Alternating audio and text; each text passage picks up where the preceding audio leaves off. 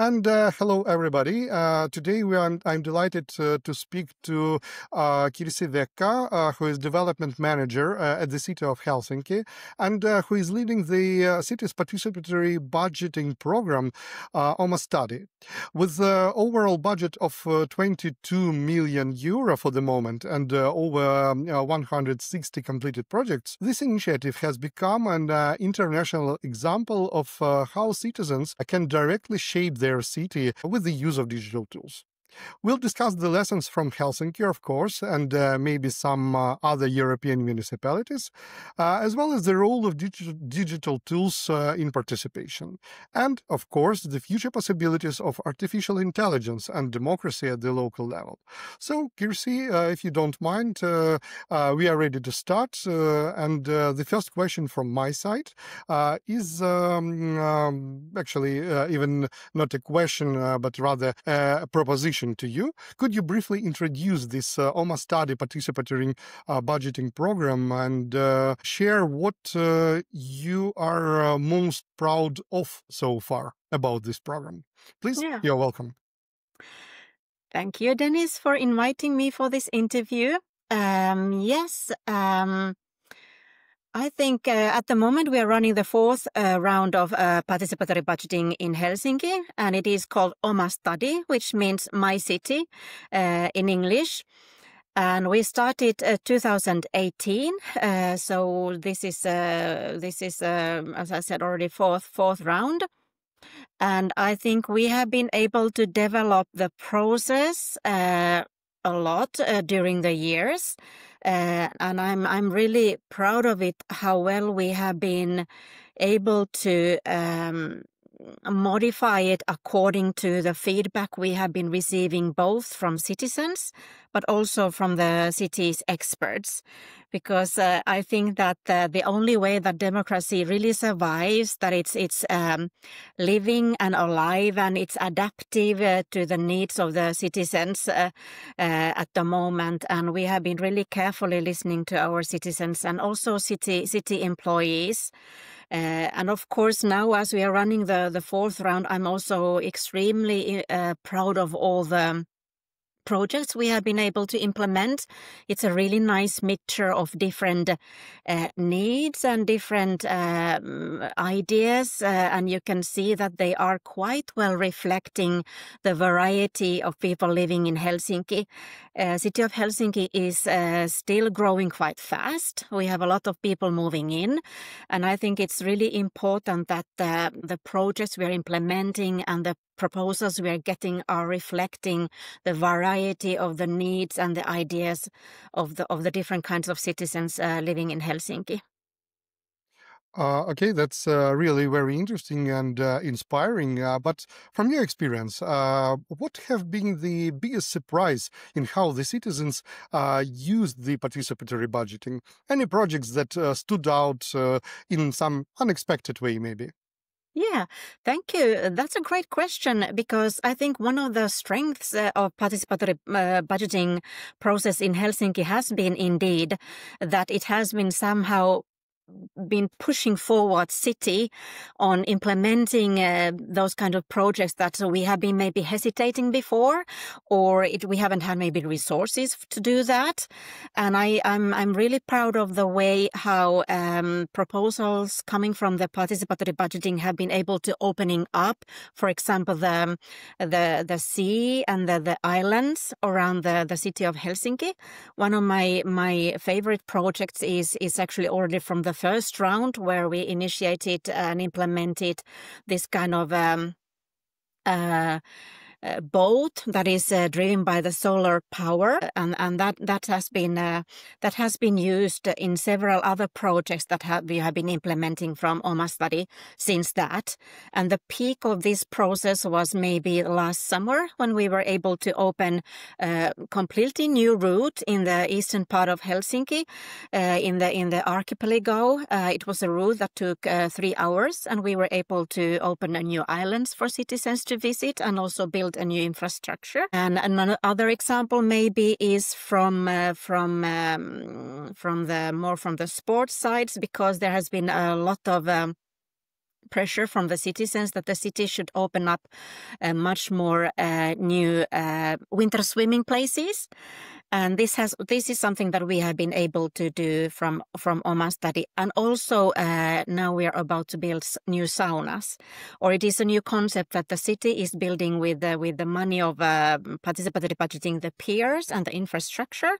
And then we have entrepreneurs really running the sauna itself. So there has been a lot of new innovative ideas coming, but also not only this kind of infrastructure proposals and projects, but we have had also several other really fun events and other projects to bring more culture to the area, and also invite citizens to ideate and make themselves new events and happenings around the city.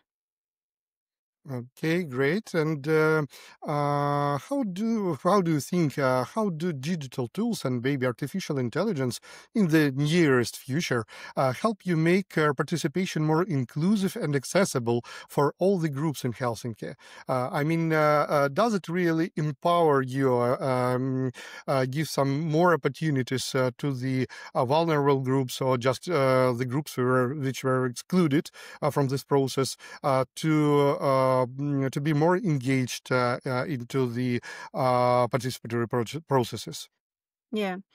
Thank you, Dennis, bringing up this really important question, because the equality of the whole process and the possibilities for all to participate for the participatory budgeting has been our absolutely main goal all the time. And this is something that we have been working a lot in the city, and we have been organizing a lot of events and also the digital help around the city, together with the city's different services like the schools, youth houses, services for mental health, etc., etc. But I think in the future, or even in the close future, I assume we are going to have a lot of help, for example, with the language. At the moment, we are translating all our marketing material into 7 different languages, and our own website is running in Finnish, Swedish, and English. And you can see also find information and advice how to make a proposal and how to vote, also in Russian, Somalian, Arabic, and Estonian. But I think in the close future, maybe the AI can help us and help the citizens to log in to the website and find the information in their own language. And this is already one barrier that we have to really find new tools. And I hopefully AI is going to help us, because in the city of Helsinki we have almost 200 different languages. That's it. Our citizens are speaking here. So this is a real barrier, and almost 20% of the citizens has another language than Finnish as a mother language. So this is one of the barriers. And of course, as we are at the moment really implementing the proposal phase, we are all the time facing the difficulties just signing in to the site. Even though we have been trying to make it as easy as possible, we have 3 different ways you can sign in, but still it causes difficulties to people. So I think maybe here AI is also something that we could help. But maybe coming to larger ideas, or maybe even dreams, I could say, in the future, I hope that AI could also help citizens to find more easily information about their own area. I mean, about who are the people living there, what kind of needs there is, what are the city's plans already in the area, because we have a lot of plans. We have been like co-creating together already with the citizens, but are still waiting for the budget. So maybe citizens could use also these ones when they're ideating. And we have already started a little bit with that project on our website. So you can find information about the sites. But it was really hard work, I mean, to try to dig out this information from different divisions and different services and different experts. So I hope that as City of Helsinki is one of the leading cities in opening the data, that AI could quite easily use this data and maybe help citizens maybe to ideate proposals that are maybe even better connected to the needs of the area and even better fitting for the demands of the local population. So this is something I think that AI might help us in the coming future. And also, of course, it's quite extensive work for us to go through all the proposals. Last round, we got 1,600 proposals. And of course, it is a lot to go through all those proposals and see if they are feasible, if we're able to accept them. And then we are also trying to find similar proposals that we can combine so that they are not competing in the voting. So if we have, for example, 5 proposals that are connected to one certain park, so that the AI could help us to find them among all these proposals so that we could put them together in a nice proposals and take also into account all the different aspects coming from these 5 different proposals.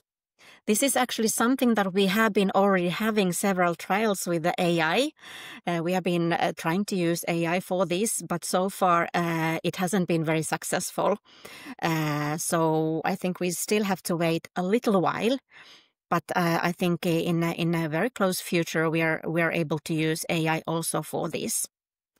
And of course, the cost calculation for all the different proposals, we are also calculating what it might cost. And I'm sure that AI would help us also with that. So there are very many different aspects just in the participatory budgeting process. I feel that we could have a great use of AI. So that's really very insightful from your side.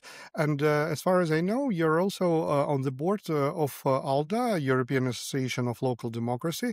And I'm quite sure that you communicate quite intensively with your colleagues from other municipalities from all over Europe. And what is their experience, or how do you share this experience? And is it feasible to this experience share, just knowledge sharing, transform into practice? Maybe there are already some examples of such collaboration. Yes, thank you. What I have been discussing with my colleagues, I think we are still struggling a lot with the similar problems throughout the Europe. We are still maybe taking even the first steps in using digital tools in general for participation. I think the public service has been a little bit hesitant using the digital tools, even though, for example, in Finland, we have made studies that shows that the citizens would be more willing to use digital tools for participating rather than public authorities. They are more willing to organize this kind of on-site workshops and events where you can meet people. And of course, these are nothing like you choose just one or the other. The best is you combine these two things. But what we are still working a lot at the City of Helsinki is GDPR questions.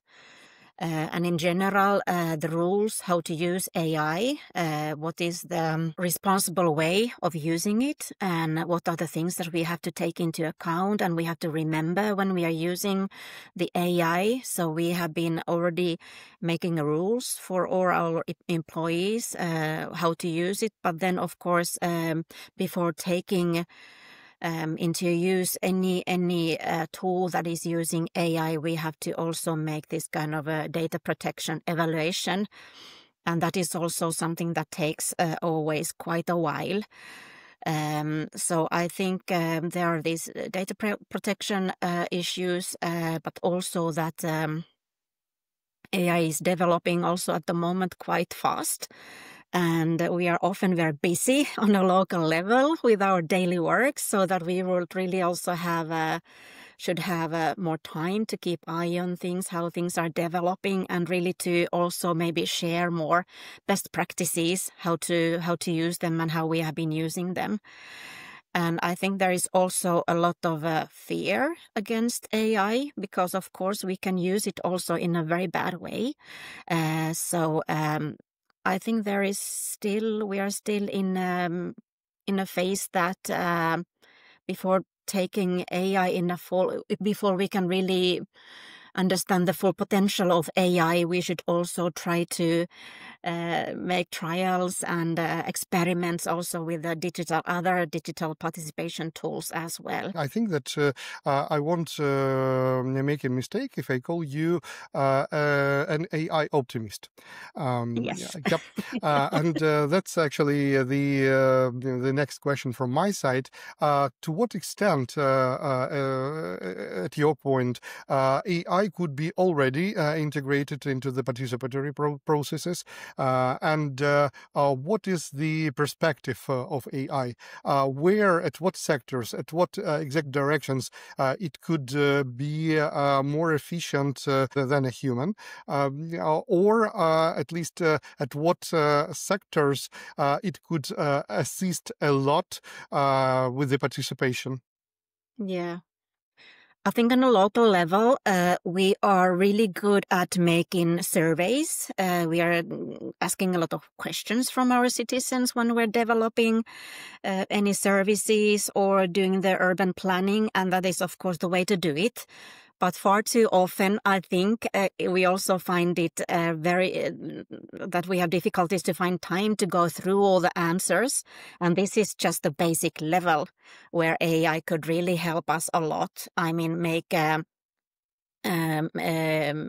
find similarities in different questions and really make it shorten the answers for us and make reports that we can easily use. So this is really the baseline, and I think we are already there. We already have tools for that, and this is something that we should really use more widely. But I have also my hopes up for what it comes to the deliberative democracy, because too often nowadays we find that when we are having discussions online or even face to face, the discussions tend to polarize very easily. And when the situation is really polarized, it's extremely difficult to build bridges and find the common ground where we could really develop something fruitful together. So I'm sure that we could also find AI tools that could moderate these kind of discussions better, and really help us to stay on the common ground and not to get the discussions too polarized or too negative or even too dangerous, because I think many citizens are also saying that they are not really willing to join any discussions, because I mean you can get really terrible threats and whatever after that. So I think something like that is probably also coming and would help us a lot.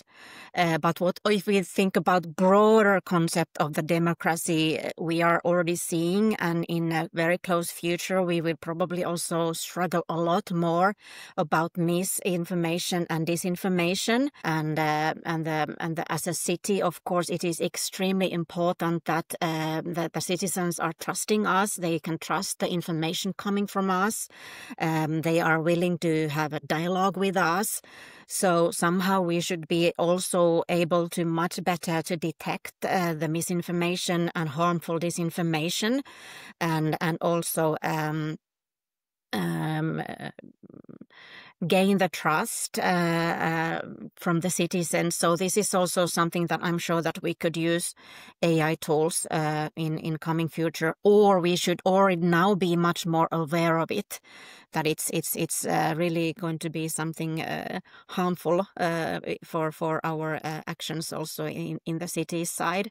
So these are just as short ideas I'm having at the moment, but I'm sure there's going to be a variety of different ways we could use AI. Also, I've been thinking that citizen assemblies have been very they have been a trendy tool lately in Europe, and luckily many cities have been organizing it.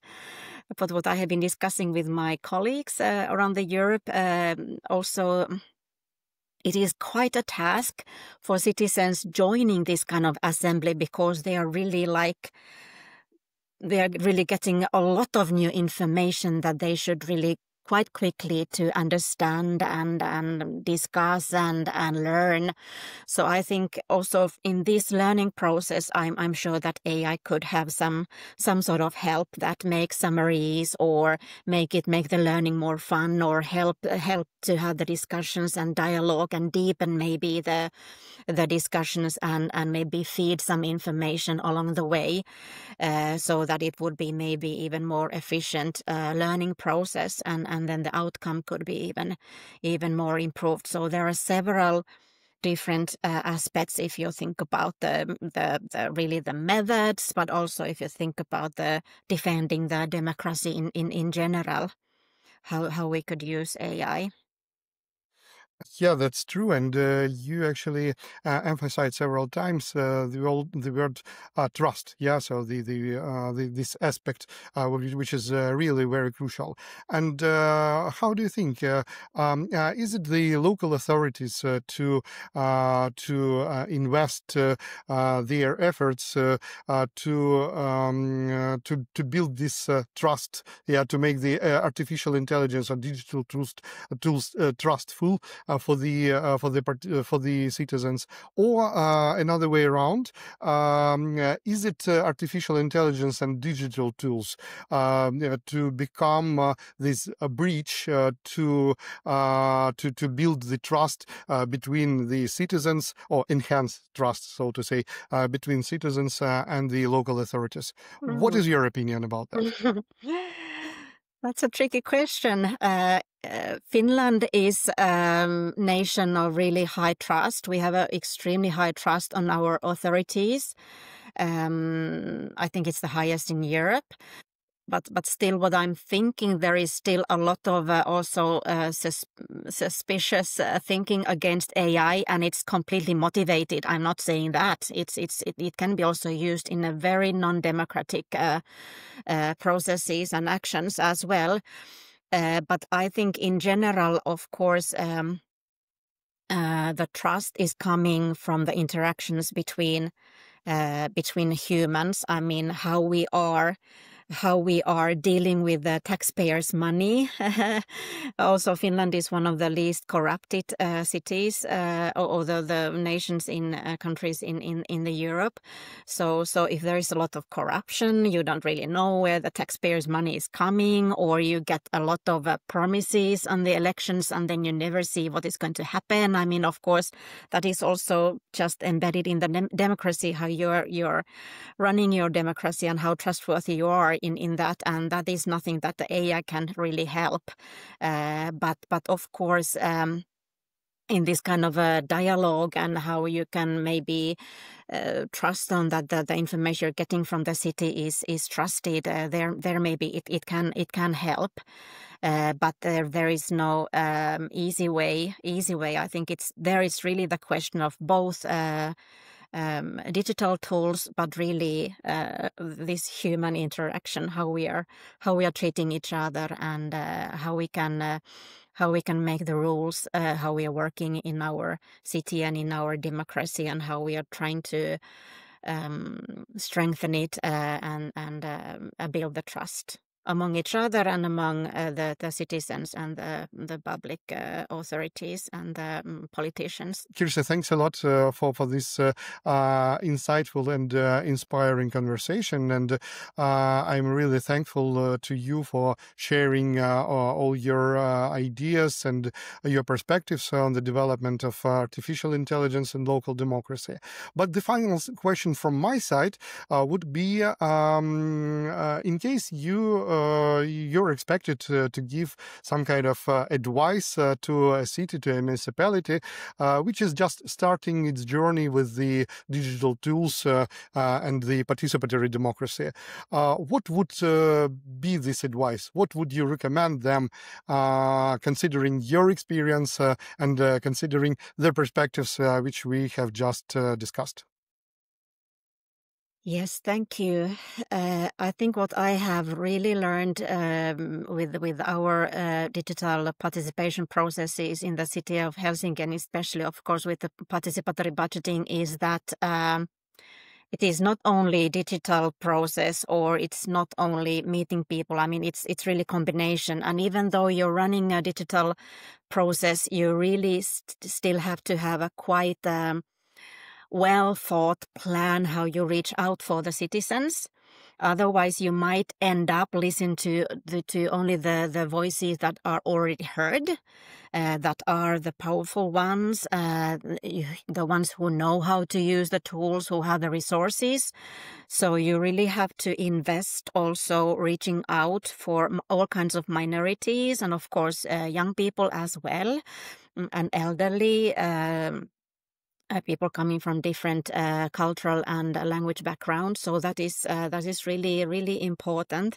And then you have to also invest on marketing as well. It is very important that you make citizens know that there is also this kind of option available.